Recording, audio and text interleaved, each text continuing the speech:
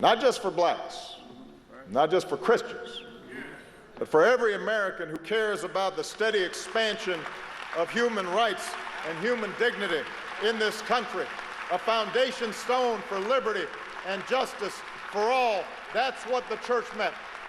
That was President Barack Obama speaking Friday at giving the eulogy for Reverend Clement Pinckney in Charleston, South Carolina. More than 6,000 people were at TD Arena for the funeral. Of course, there were thousands who were outside, and people witnessed the funeral all on television. There were other speakers as well besides the president. We want to show you some of their thoughts.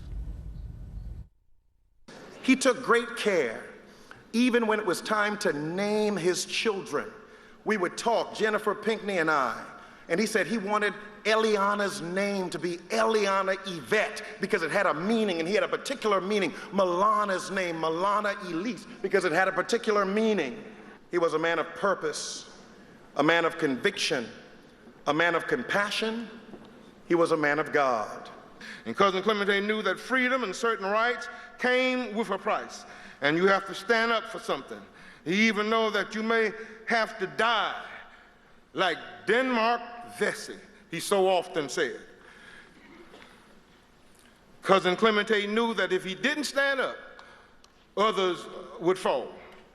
He stood up in the church house as well as the state house because he believed in the gospel of Jesus. This family say unto you, let us remember not just Senator Pinckney and his family, but let us remember the sacrifice of the 9. Also, President Barack Obama talked about knowing Reverend Pinckney as well. I cannot claim to have had the good fortune to know Reverend Pinckney well, but I did have the pleasure of knowing him and meeting him here in South Carolina, back when we were both a little bit younger.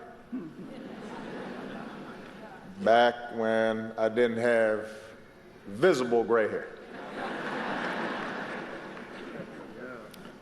And the first thing I noticed was his graciousness, his smile, his reassuring baritone, his deceptive sense of humor, all qualities that helped him wear so effortlessly a heavy burden of expectation. Folks, it obviously was emotional watching this service. First of all, there are other funeral services that took place on Saturday, on Sunday. Also, another one of the Emmanuel 9 will be buried today as well. But the reaction to the eulogy has just been interesting to me. Really? No, I mean I mean I've watched, and again I was watching Morning Joe, and I was watching Joe Scarborough talk about it, and so many others. But this is how black people bury black people. I mean, we have homegoing services. It's like it's so interesting. If people want to understand this difference in America, the Kerner Commission talked about it in 1968, that there are two worlds. There's one black, one white. And so all of a sudden you have a lot of white folks in America with this peek into the black culture. And it's like, oh my goodness. I mean, what? And you're sitting there going, yeah, this how we bury our people. Were there complaints or no? It was just sort of like how interesting it was, and how, I mean, listen, right, and even the black folks, they pop up there. I mean, I'm sitting, well, I mean, you know, Don Lemon is just, and they will go all but the president's speech and how forthright he was, and I'm sitting there going, you can't be a black man, even the president, stand in front of 5,000 black people and 100 bishops behind you, and you not give that eulogy. Right. Yeah. You have to get that. You know, and I know there was a lot of reaction to him singing Amazing Grace. Like, that's pretty typical for someone to sit in the pulpit and sing Amazing Grace. I thought he did a good job, by the way. But I thought the most substantive thing that he said, going back to what we talked about before the break, the most substantive thing he said was talking about how Johnny gets to interview Jamal. Right. Jamal. And actually, y'all that queued up, Noni, please play that sound. Okay, fine. I'll play it in just 1 second. But you're right. He talked about that. He dealt with obviously the Confederate flag. Dealt with a host of issues that. If we're sitting here going like, yeah, absolutely. That's what we've been talking about all along. And so it's easier. I think it's easier for the mainstream. I'll say mainstream. It's easy for the mainstream to focus on. White?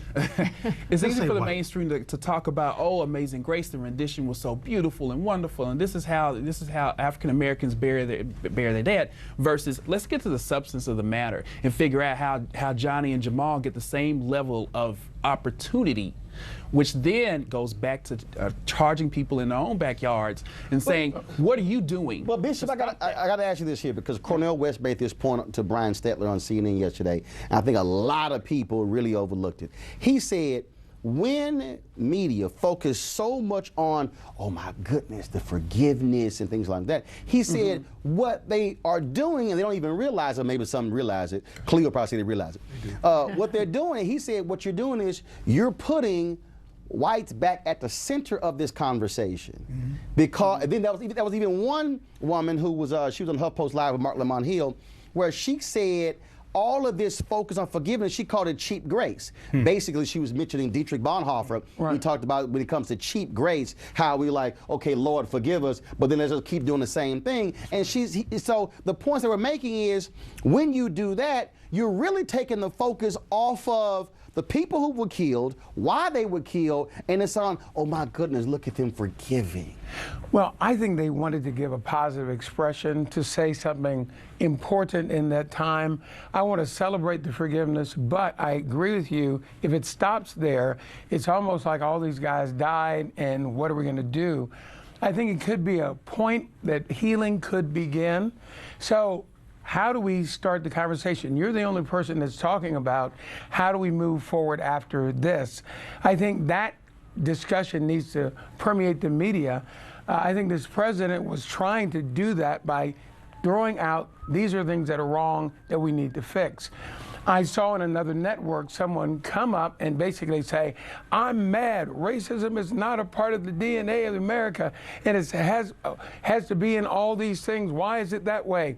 So a lot of white folk, I think, feel blamed if you deal with a substantive problem. The forgiveness issue is a way to bring this into the center stage. Now, the craft that we have to have is how to have a substantive discussion. Right, absolutely. I disagree with what I think you're saying about the issue of forgiveness. I think this forgiveness stuff is a deflection from looking at what's going on here with hatred and racism and attacks on black people. And like Roland said, talking about forgiveness, because I was traveling across the country at this time, and I was in Chicago, I was all over the place. I saw this big old huge thing on the front of all newspapers saying forgiving, with black people praying and being somber. To me, that was trying to deflect how deep this is and how horrible this is, and to make sure that black people keep forgiving white folks, so there would be no resistance to the racist oppression that we're dealing with that has resulted in an assassination of a black leader. Let me ask you this, respond to this if you don't mind. If you don't start there with a Christian value, in a sense, you're saying, let's celebrate we're all one as a starting point. Do you think that's not positive? I mean, it's almost like saying no, the not better without there Christians, simultaneously the better being, people were black people. Because see, it wasn't just a forgiving; it was the FBI and other white leaders deflecting what really went on here and saying that it was not terrorism. It's not just; it's a whole series of things to keep black people in the trance, in this state of fatigue and feeling powerless, and questioning our righteous anger so it can be dissipated. Hold tight 1 second. I gotta go to a break. We come back. I want to stay with this. We'll also deal with the Supreme Court ruling where same-sex marriage is now legal in all 50 states. For the latest news, stay up to date and informed. Go to news1.com. You can also hit me up with your thoughts on this conversation we're having at Roland S. Martin or at News One. You can also go to the News One Facebook page or my Facebook page, and we'll share some of your comments when we come back. It is 23 after the hour. News One now on TV One.